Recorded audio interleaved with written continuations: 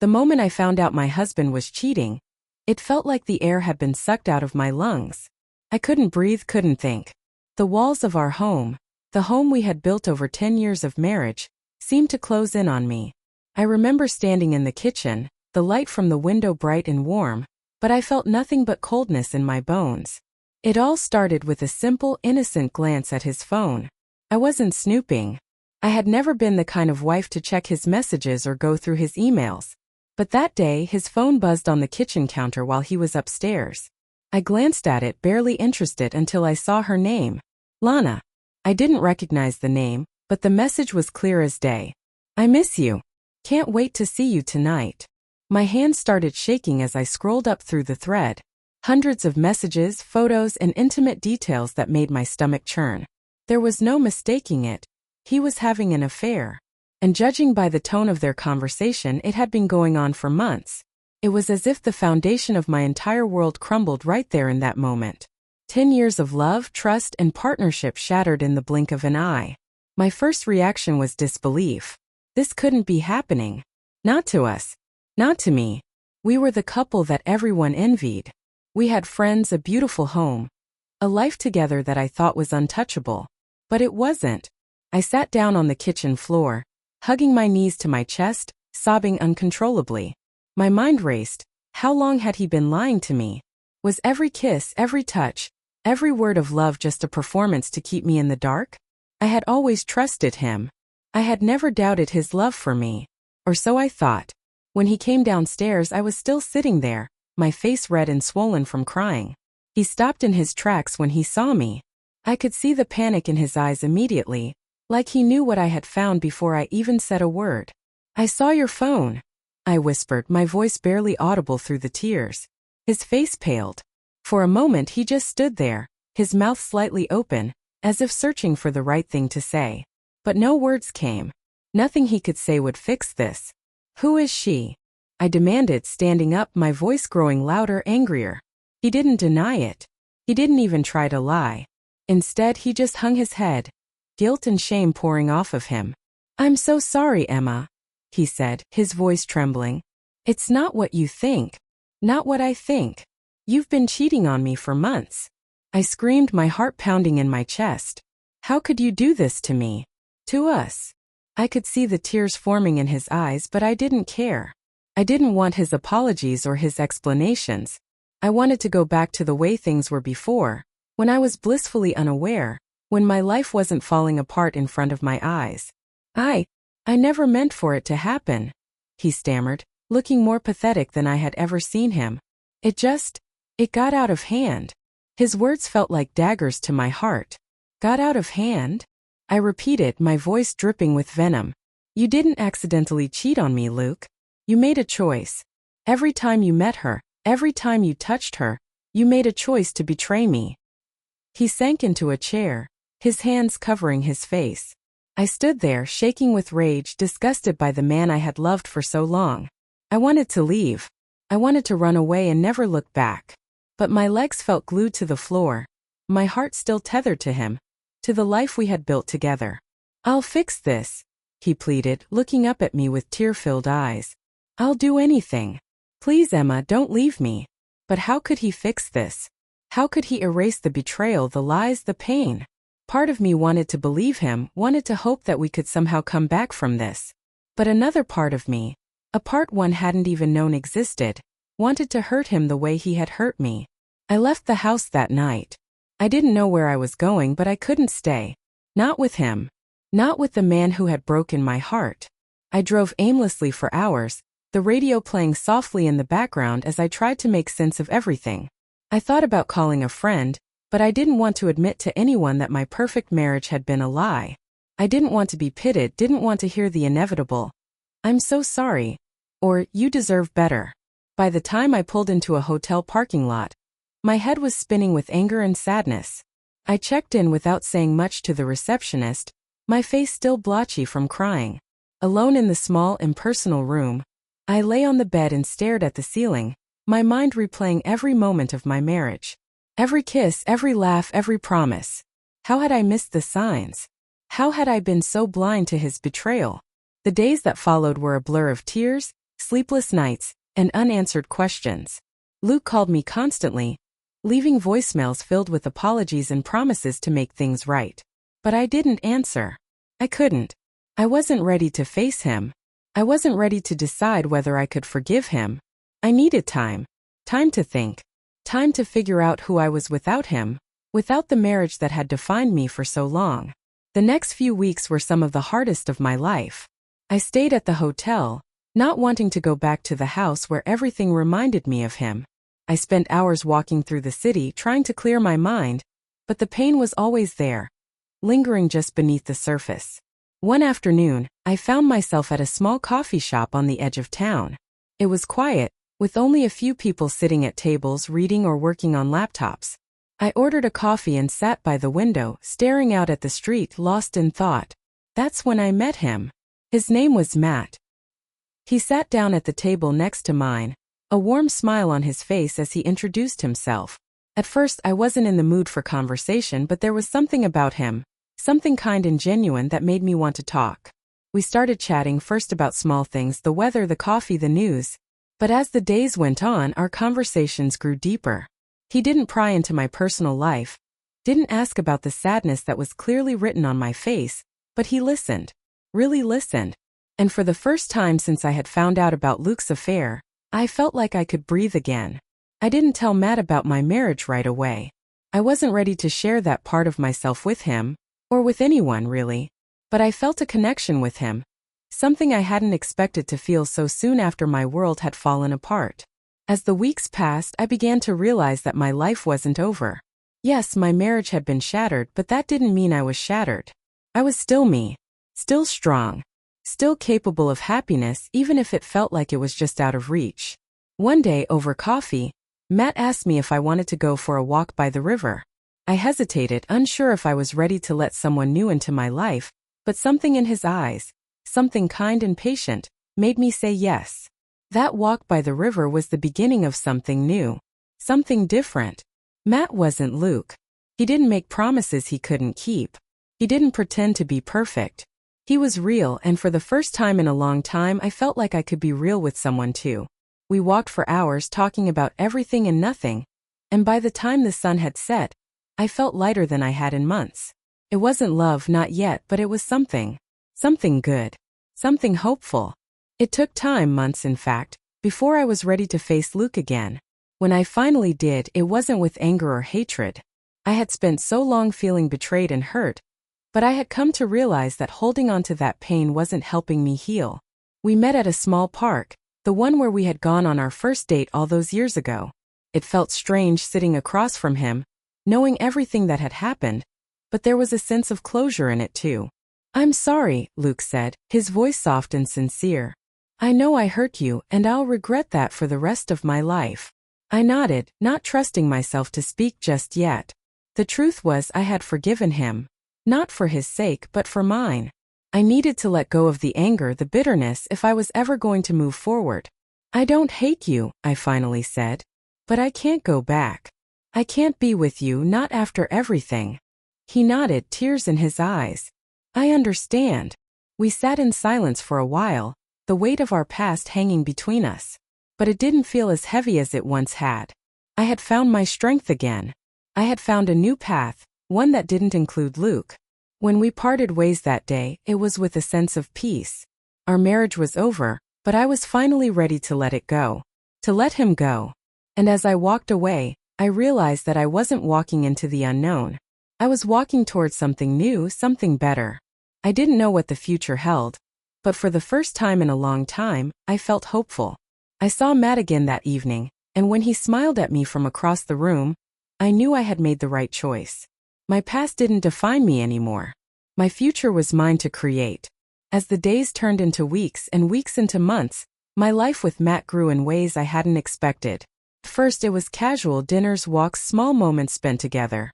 But something about the way he looked at me, the way he listened, made me feel like I could open up again. He didn't push me to be anything I wasn't ready for. He was patient, kind, and never asked too many questions about my past unless I wanted to share. One evening, we sat on a small bench by the river. The same river where we had first walked together months earlier. The sun was setting, casting a warm golden light over the water, and for the first time, I felt like I could talk about everything. "There's something I need to tell you," I started, my voice wavering. Matt turned to me, his eyes soft and understanding. "You can tell me anything, Emma." I took a deep breath. I was married before. His name was Luke. And he cheated on me. I couldn't believe I was saying it out loud, letting those words pass through my lips as if naming the pain would somehow release it from my soul. It wasn't just a fling, Matt. He was with her for months and I didn't even know. I had no idea. Matt didn't interrupt or fill the silence. He just listened. That was one of the things I appreciated most about him. He always made space for my feelings. I didn't think I could ever trust anyone again after that. I continued, my voice cracking slightly. When I found out, it broke something inside of me. I thought I'd never be able to love or let someone close again. I don't know why I'm telling you this now, but I just needed you to know. There was a long pause, the kind where you almost fear what the other person might say. But Matt didn't make it uncomfortable. He reached over, taking my hand in his touch gentle and reassuring. "I'm so sorry that happened to you," he said quietly. "No one should have to go through that kind of betrayal. And I know it might take time, but I want you to know I'm here. I'm not going anywhere." I felt my heart soften at his words. There was no rush with him. No pressure to forget or move on before I was ready. For the first time in a long time, I felt safe. I hadn't realized how much I needed that. "I want to trust you," I whispered, more to myself than to him. "But I don't know if I can." "Not yet." "And that's okay," Matt replied. "Trust takes time. And I'm willing to wait." It was that moment that I realized Matt wasn't like Luke. He wasn't making promises he couldn't keep or hiding secrets from me. He was just there, willing to stand by me even if I wasn't whole yet, even if I was still healing. As time passed, I started to rebuild myself. Slowly, piece by piece, I began to remember who I was before the betrayal, before the heartbreak. I threw myself into my work, reconnecting with friends I had distanced myself from during my marriage. I signed up for painting classes, something I had always wanted to do but never had the time for. It felt liberating, finding joy in little things again. I didn't realize how much I had lost myself in my relationship with Luke. So much of my identity had been wrapped up in being his wife, in maintaining the image of our perfect marriage. Now I was rediscovering who I was, not as someone's partner but as Emma, just Emma. Matt encouraged me in all of it, never pushing, never asking for more than I was willing to give. We spent evenings together, but I also had my space, my time to heal. And as the months went by, I found that I wanted to spend more and more time with him. One evening, after a particularly long day at work, Matt invited me over to his place for dinner. It was simple, homemade pasta and a bottle of wine. But it felt like so much more. There was something about being with him that felt different from any relationship I'd had before. It wasn't just about filling the silence or keeping busy. It was about connection. After dinner, we sat on his couch, the evening stretching out before us. There was a moment of quiet, the kind that wasn't uncomfortable, just peaceful. I leaned my head against his shoulder, feeling the steady rhythm of his breathing. "I don't know what's going to happen in the future," I said softly, more to myself than to him. "But right now this feels good." Matt wrapped his arm around me, pulling me a little closer. "It feels good to me too." We didn't need to say much more. Words weren't necessary. For the first time in a long time, I wasn't thinking about the past or worrying about the future. I was just in the moment, and that felt like enough. It was inevitable that I'd see Luke again. Our lives were still intertwined in so many ways. Mutual friends, shared connections. But I wasn't prepared for how I'd feel when it actually happened. One Saturday, months after I had moved out of our house, I ran into him at a coffee shop. It was the same one where I had met Matt, and seeing Luke there felt surreal, like the universe was playing some kind of cruel joke on me. He saw me before I saw him. I could feel his eyes on me as I walked in, and when I looked up, our gazes locked. My stomach twisted into knots, but I forced myself to stay calm. "Emma," he said, standing up from his table. "Can we talk?" I didn't want to. Not really. But part of me knew that this conversation was overdue. I hadn't really spoken to him since the day we parted ways in the park, and there were things left unsaid. Maybe I needed closure. Maybe we both did. I nodded, gesturing for him to sit back down. I took a seat across from him, my heart racing, though I didn't let it show. "How are you?" he asked, his voice soft, careful. "I'm doing better," I said honestly. "A lot better." He looked down at his hands, fidgeting with his coffee cup. "I'm glad. I've been thinking about you a lot." "I've moved on, Luke," I said, surprising even myself with the calmness in my voice. "I'm not angry anymore, but I'm not the same person I was when we were together." He nodded, swallowing hard. "I know. I can see that. And I'm sorry, Emma. I'm sorry for everything I put you through. You didn't deserve it." I believed him. I could see the regret in his eyes, hear it in his voice. But the strange thing was I didn't feel the need for his apology anymore. I had already forgiven him. Not for him, but for myself. Holding on to that anger had only weighed me down, and letting it go had set me free. "I appreciate that," I said softly. "But I'm happy now, Luke. I've found someone who treats me the way I deserve. I've found myself again." He looked up, pain flickering across his face for a moment before he smiled sadly. "I'm glad you found happiness, Emma. I really am." We sat in silence for a while, and for the first time it wasn't awkward. It was just closure. The end of something that had once been everything to me, but now was just a chapter in my life. When we parted ways that day, it wasn't with bitterness or sadness. It was with peace. I walked out of that coffee shop feeling lighter than I had in years, ready to fully embrace the future. Months turned into a year, and before I knew it, Matt had become more than just someone I was dating. He had become a partner, someone I could see a future with. On a cool autumn evening, as we sat together on the porch of the small house I had moved into after leaving Luke, Matt turned to me with a seriousness in his eyes I hadn't seen before. "Emma," he began, his voice steady, though I could sense the nerves beneath. "I love you. I know you've been through so much and I don't want to rush anything, but I just want you to know that I'm in this for the long haul. I see a future with you, and I'm willing to take that step whenever you're ready." My heart swelled at his words. I hadn't been sure, not at first, if I'd ever be able to love someone again. But now, sitting there with him, I realized I already did. "I love you too, Matt," I said, feeling the weight of those words, knowing how much they meant after everything I had been through. "And I'm ready. For us. For the future." We didn't need to talk about marriage or the specifics of what the future held. We both knew it would unfold naturally, in its own time. What mattered was that we were in it together. As I leaned into him, feeling the warmth of his embrace, I realized how far I had come. The pain of the past hadn't disappeared, but it no longer controlled me.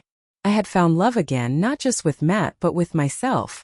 I had rediscovered my strength, my resilience, and my capacity for joy. And as we sat there watching the sun set on the horizon, I knew that whatever the future held, I was ready. After that night, something shifted between Matt and me. Our relationship, which had already been solid, now felt unshakable. We didn't need to rush into anything. There were no ultimatums or expectations, but there was a quiet understanding between us that we were moving forward together. Every step we took with intention, no longer dancing around the possibility of what if, but leaning fully into the what is. We started spending more time planning the little things. Weekends were no longer just lazy days of brunch and movies, but moments where we'd talk about dreams for the future. We discussed traveling, maybe a trip to Italy, something I'd always wanted but had never gotten around to. Matt was excited about it too. He'd never been, and the thought of exploring somewhere new together felt like the perfect adventure. But the conversations didn't stop there. We began to talk about where we wanted to live long-term. I had moved into my own house after separating from Luke, and while it had been the perfect sanctuary for me while I was healing, I couldn't help but dream about a home that Matt and I would create together. "You know," Matt said one morning as we lay in bed, the sunlight streaming through the window, "I was thinking we could start looking at houses. Not right away, but just to see what's out there." I turned toward him, my head resting on his chest. "You mean together?" "Of course together," he replied with a soft smile, running his fingers through my hair. "I want a life with you, Emma. A real one. Not just two people who spend nights at each other's places. I want a home with you." His words sent a warmth through my chest. I had spent so much time being cautious, afraid to let myself fully dream of a future with someone again. But here Matt was, offering it to me openly, without hesitation. and for the first time in years I didn't feel scared. I felt ready. "That sounds perfect," I whispered, feeling a surge of excitement I hadn't felt in a long time. Over the next few weeks we started casually browsing listings, checking out neighborhoods, imagining what it would be like to have a place that was truly ours. Every step felt like a small piece of my heart healing. This wasn't a house built on broken promises or lies. It was a future filled with hope, laughter, and love.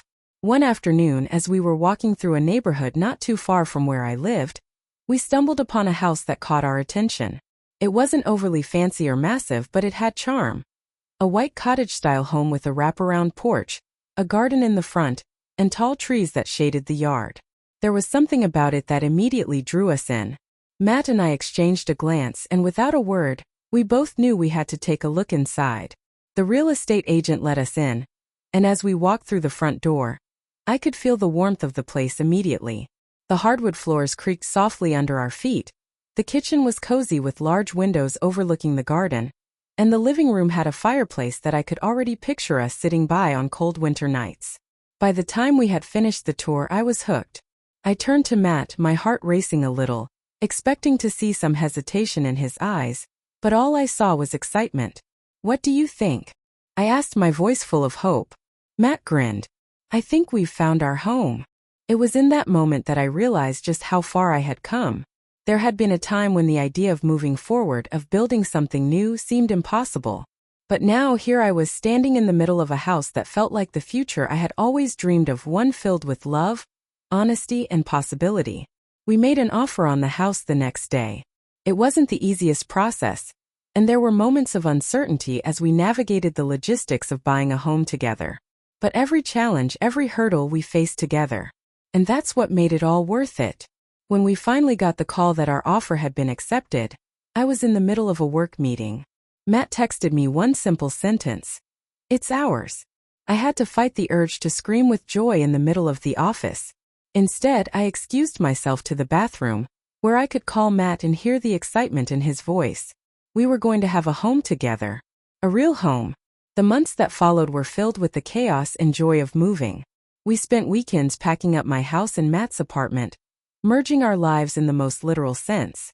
There were moments where it was overwhelming, the sheer amount of boxes, the decisions about what to keep and what to let go. But through it all, we were a team. One evening, after a particularly long day of moving, we sat on the floor of our new living room, surrounded by boxes, too tired to even unpack. I leaned back against Matt, resting my head on his shoulder. "Can you believe this?" I asked, looking around at the space that was now ours.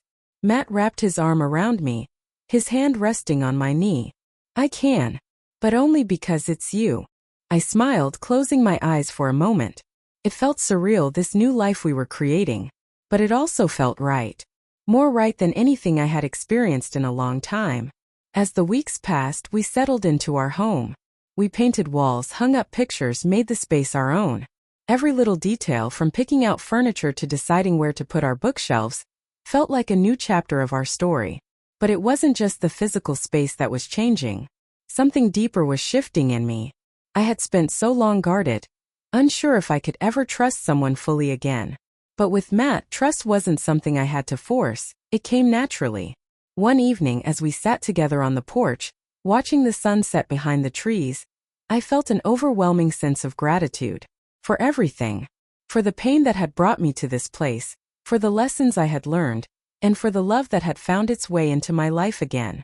Matt must have sensed my thoughts because he turned to me, his expression soft and full of affection. "What are you thinking about?" I smiled, taking his hand in mine. "Just how lucky I am." He chuckled softly, squeezing my hand. "I think I'm the lucky one." We sat in comfortable silence for a while, the only sounds the rustling of the leaves and the distant hum of the city. It was in moments like this that I realized happiness wasn't something grand or elusive. It was in the quiet moments, the shared smiles, the simple joys of life together. As the night grew darker, I felt a sense of peace settle over me. There were still unknowns ahead, still challenges we'd face, but I knew now that I was ready for whatever came. I had learned to trust again, to love again, and most importantly, I had learned to live fully. Not in the shadow of the past, but in the light of the present. 1 year after we moved into the house, Matt proposed. It wasn't a grand gesture or an elaborate plan. It was simple, just like us.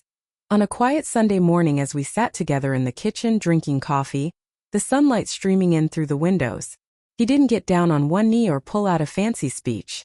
Instead, he took my hand in his, looked me in the eyes and said, "I can't imagine spending the rest of my life with anyone but you. Will you marry me?" I didn't need time to think or weigh my options. The answer had been in my heart for months. "Yes," I whispered, tears welling up in my eyes. 1,000 times yes. We hugged each other tightly, both of us laughing and crying at the same time. It was the perfect moment, intimate, real, and full of the love we had built together. Our wedding was small and intimate, just close friends and family. I didn't want a big, extravagant affair. I wanted something that reflected who we were. Simple, honest, and full of love. Standing there, saying our vows, I felt a sense of completeness that I hadn't known was possible. "I promise to love you," Matt said, his voice steady as he looked into my eyes. "To stand by you, to build a life with you, and to cherish every moment we have together." I echoed his words, my heart full. "I promise to trust you, to love you, and to always be your partner, no matter what life brings our way." And with that, we were married. Not just to each other, but to the life we had chosen to build together. A life of love, trust, and endless possibility. As I look back now, I realize that the pain I went through wasn't the end of my story. It was the beginning of a new one. A story of resilience, of rediscovering myself, and of finding love again. Not just with Matt, but with myself. Life will always have its challenges, but now I know that I am strong enough to face them. With Matt by my side, and with the lessons I've learned, I feel ready for whatever comes next. This is my story, one of heartbreak, healing, and ultimately hope.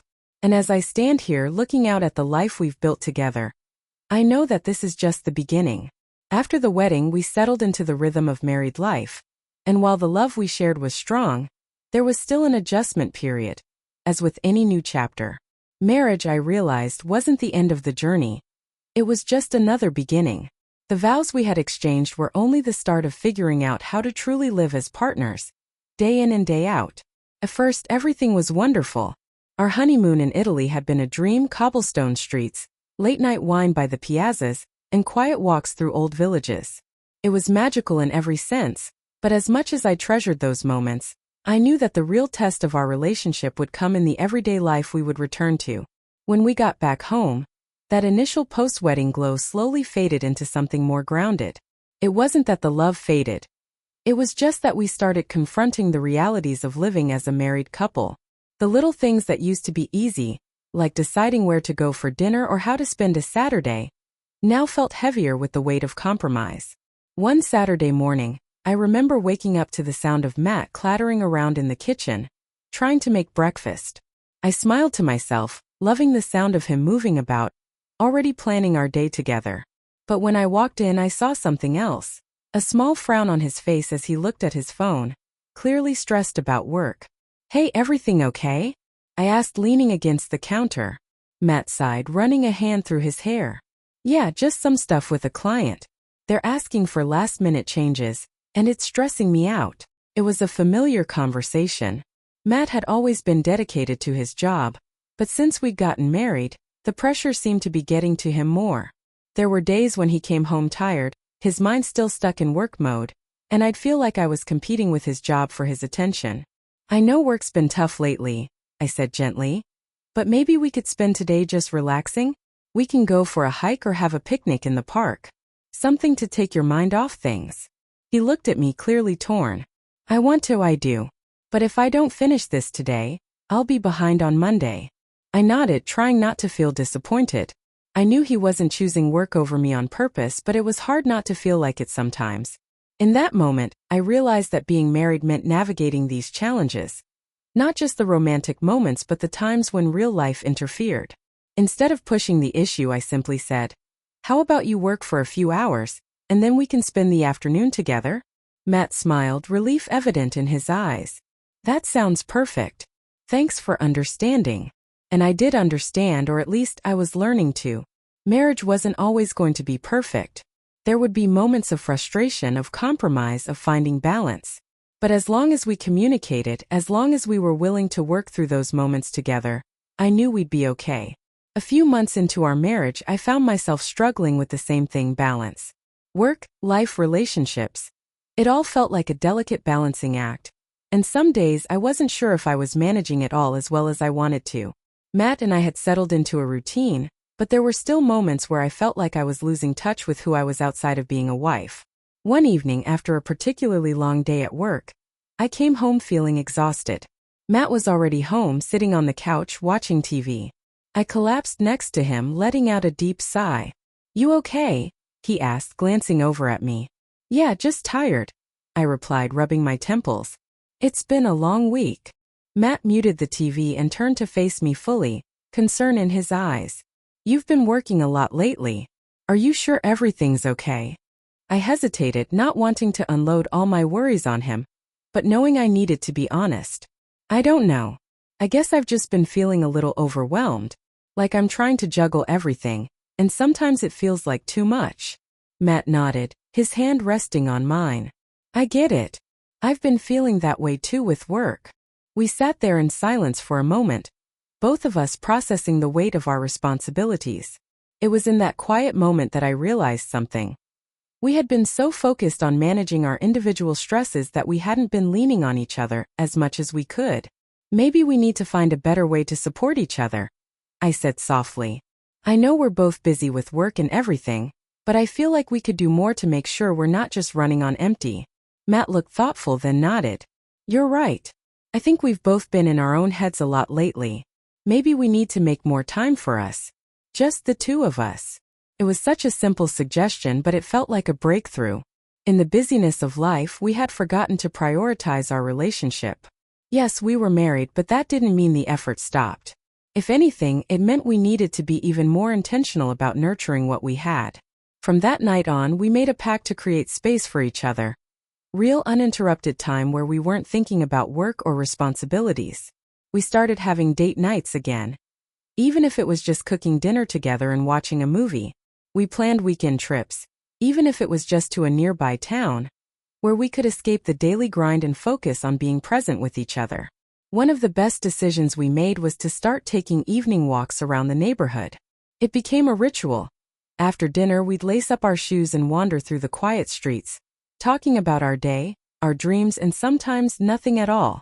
Those walks became a lifeline for us, a way to reconnect after long days, and to remind ourselves that no matter how busy life got, we were in this together.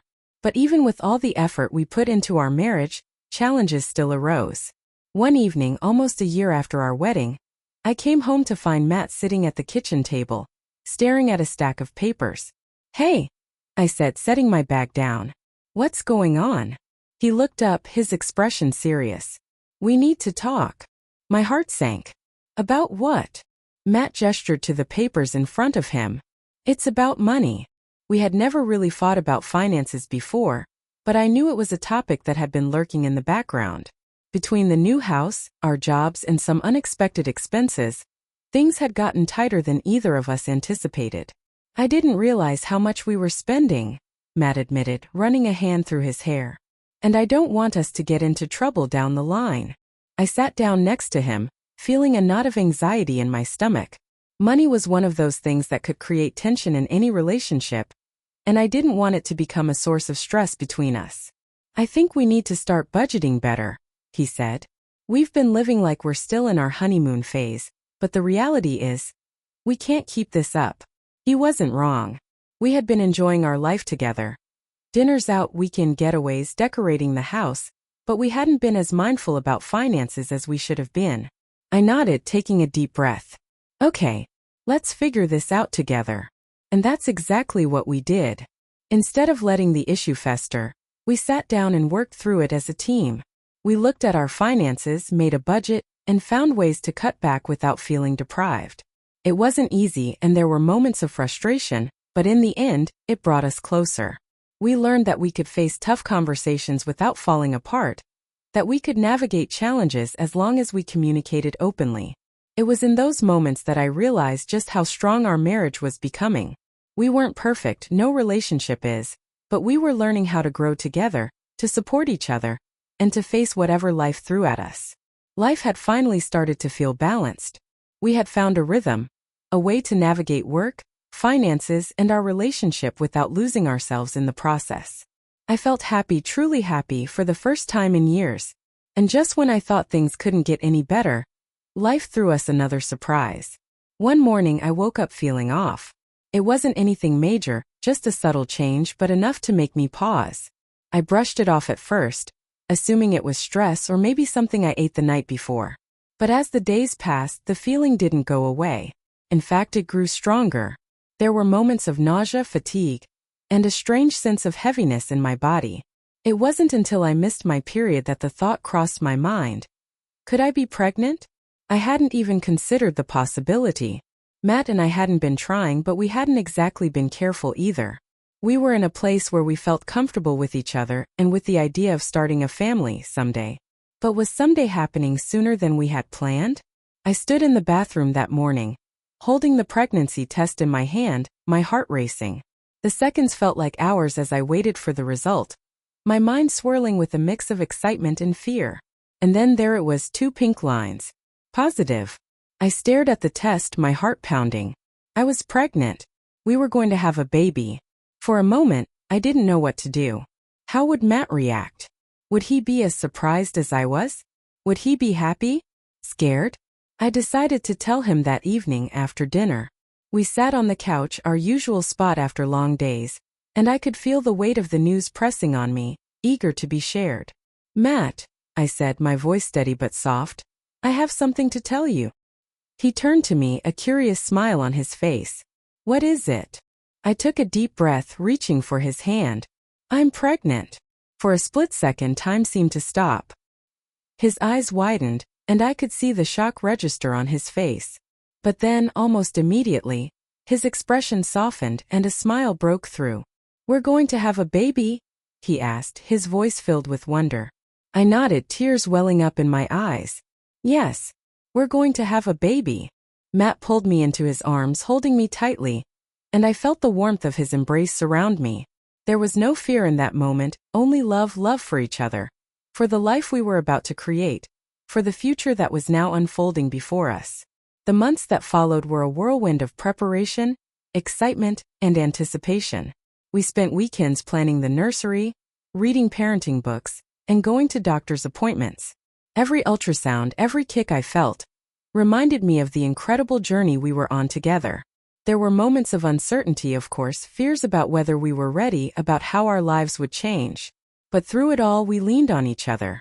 Every step of the way, Matt was by my side, reassuring me when I felt overwhelmed, sharing in the joy of each milestone. One evening, as we sat in the nursery, folding tiny baby clothes and setting up the crib, Matt turned to me with a look of awe in his eyes. Can you believe this? He asked, holding up a pair of tiny socks. In a few months, we're going to be parents. I smiled, feeling a swell of emotion. I know. It's crazy, isn't it? Matt walked over to me, his arms wrapping around my waist, his hands resting on my growing belly. I can't wait, he whispered, his voice filled with tenderness. I can't wait to meet our baby. As I rested my head against his chest, I realized that this was what life was all about. The ups and downs, the unexpected twists, the moments of joy and fear. All of it was part of the beautiful, messy, unpredictable journey we were on together. And as we stood there, ready to welcome the newest chapter of our lives, I knew one thing for certain. Whatever came next, we were ready. Together. The day our baby arrived was one of those moments in life that stands still, etched into memory forever. It was a warm summer morning when I felt the first signs. An ache that quickly turned into undeniable contractions. I called Matt, my voice trembling with excitement and nerves, and within minutes he was by my side, his face pale but determined, ready for what was to come. The drive to the hospital was a blur of emotions. Matt held my hand the entire way, murmuring reassurances while I breathed through the contractions. It was happening, our baby was coming. Hours later, after what felt like an eternity of labor, the room filled with the most beautiful sound I'd ever heard, our baby's first cry. Tears streamed down my face as the nurse placed her in my arms, this tiny perfect human who was a piece of both Matt and me. I looked down at her, her little face scrunched up, eyes closed tight. She was so small, so fragile, and yet in that moment, I felt a strength and love unlike anything I'd ever known. Matt stood beside me, his hand gently resting on our daughter's head, tears in his eyes. "She's perfect," he whispered, his voice thick with emotion. "She is," I agreed, unable to take my eyes off of her. "We named her Sophie. Sophie Grace." It was a name we had chosen months ago, long before we even knew if we were having a boy or a girl. Somehow it just felt right. Holding her now, I couldn't imagine her being named anything else. The days that followed were a whirlwind of sleepless nights, diaper changes, and the overwhelming responsibility of caring for a newborn. But amidst the exhaustion, there was a joy so deep and pure that it made every challenging moment worth it. Matt was an incredible partner, stepping into fatherhood with a natural ease that left me in awe. He was attentive, patient, and always there, whether it was for a midnight feeding or a simple hug when I needed reassurance. Our life changed in ways I couldn't have fully anticipated. The small moments that used to define our days, quiet dinners, walks around the neighborhood, were replaced with feedings, naps, and soothing cries in the middle of the night. It was chaotic, messy, and sometimes overwhelming, but it was also filled with a love so fierce it took my breath away. One evening, as I sat in the rocking chair in Sophie's nursery, cradling her in my arms, I found myself reflecting on the journey that had led me here. It hadn't been an easy one. There had been heartbreak, betrayal, and moments of doubt. But through it all, I had found something I never expected: resilience. I had rediscovered who I was, learned to trust again, and found a love that was true and enduring. Matt walked into the room, his steps quiet as he came to sit beside me. He rested his hand on my shoulder, his eyes soft as he looked down at Sophie. "She's beautiful," he whispered, as if he still couldn't quite believe she was ours. I smiled, leaning into him. "She is. We're so lucky." Matt kissed the top of my head, then leaned down to kiss Sophie's forehead. "I love you, Emma," he said softly, his voice filled with the same tenderness I had come to rely on, the same steady love that had carried us through everything. "I love you too," I whispered, feeling the warmth of those words settle into my heart. As the months passed, we settled into a new rhythm, one that revolved around Sophie but still left room for us. We learned to balance the demands of parenthood with the need to nurture our relationship. We took turns caring for Sophie, giving each other breaks when needed, and we made time for ourselves, even if it was just an hour to sit together on the porch with a cup of coffee while Sophie napped. There were moments when it was hard, when the exhaustion threatened to overwhelm us, but we faced those moments together. I realized that marriage, and now parenthood, wasn't about perfection. It was about showing up day after day, even when things were messy, even when you were tired. It was about choosing each other again and again through the ups and downs. One night, a few months after Sophie was born, we sat together in the living room after putting her to bed. The house was quiet, the only sound the gentle hum of the baby monitor. Matt handed me a glass of wine, a small smile on his face as he sat down beside me. "Do you ever think about how far we've come?" he asked, his voice thoughtful. I nodded, leaning back against the couch, my fingers tracing the rim of the glass. "All the time. Sometimes it feels like a different life, doesn't it? Everything we went through to get here." Matt nodded, his gaze distant for a moment as he thought back. I'm so grateful, Emma. For everything. For you, for Sophie. I couldn't have imagined this, not even in my best dreams." I smiled, feeling that same warmth I had felt the day we brought Sophie home. "Me too. We've been through a lot, but I wouldn't change any of it. It's what brought us here." Matt set his glass down and took my hand, his thumb gently stroking the back of my hand. "I don't know what the future holds," he said, his voice steady, "but as long as I have you and Sophie, I know we can handle anything." I squeezed his hand, feeling the truth of his words settle into my heart. We didn't know what the future held, but I no longer felt afraid of it. Life had already thrown its fair share of challenges our way, but we had faced them together, and we had come out stronger because of it. And that was the thing about love. It wasn't about avoiding the hard times or pretending that everything was perfect. It was about choosing each other every day, no matter what life brought our way. It was about being there, even when things got tough, and finding joy in the moments that mattered most. As I sat there with Matt, our fingers intertwined, the future stretched out before us. Bright, uncertain, but full of promise. We had come so far, and I knew that whatever came next, we would face it together. Because that's what love is. It's not just the beginning of a story. It's the journey, the middle, the twists and turns, and ultimately, the commitment to keep going hand in hand, no matter where the road leads. And as I look back on everything, on the heartbreak, the healing, the joy of new beginnings, I know that this is the life I was meant to live. Not perfect, not without its struggles, but full of love, resilience, and the quiet strength that comes from building something beautiful together. This is my story, and it's just beginning.